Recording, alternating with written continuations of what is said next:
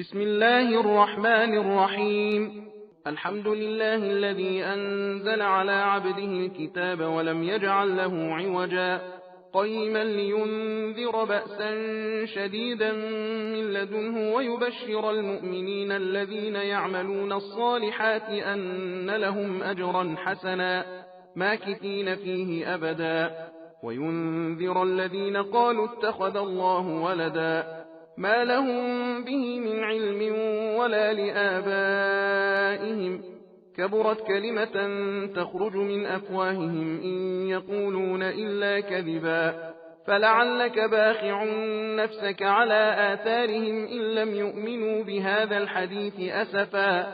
إنا جعلنا ما على الأرض زينة لها لنبلوهم أيهم أحسن عملا وإنا لجاعلون ما عليها صعيدا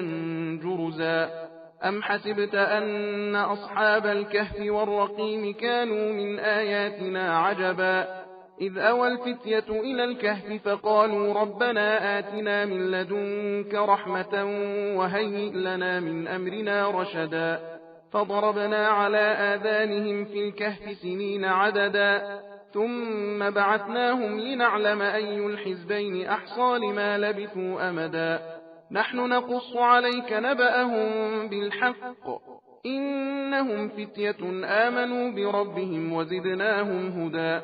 وربطنا على قلوبهم إذ قاموا فقالوا ربنا رب السماوات والأرض لن ندعو من دونه إلها لقد قلنا إذا شططا هؤلاء قوم اتخذوا من دونه آلهة لولا يأتون عليهم بسلطان بين فمن أظلم ممن افترى على الله كذبا وإذ اعتزلتموهم وما يعبدون إلا الله فأووا إلى الكهف ينشر لكم ربكم من رحمته ويهيئ لكم من أمركم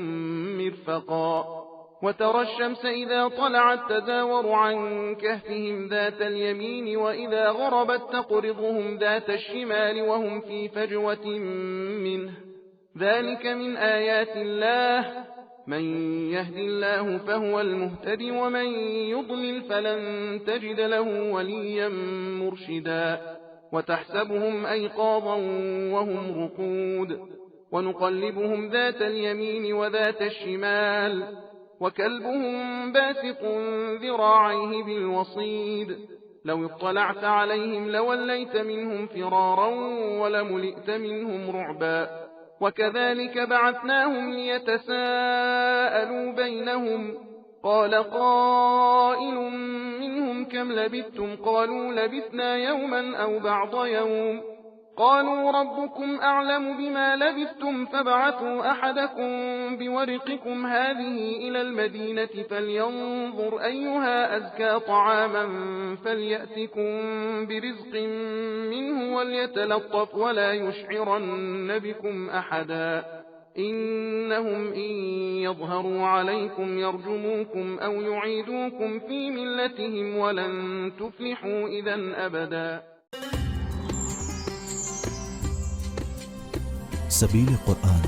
हिदायत का रास्ता।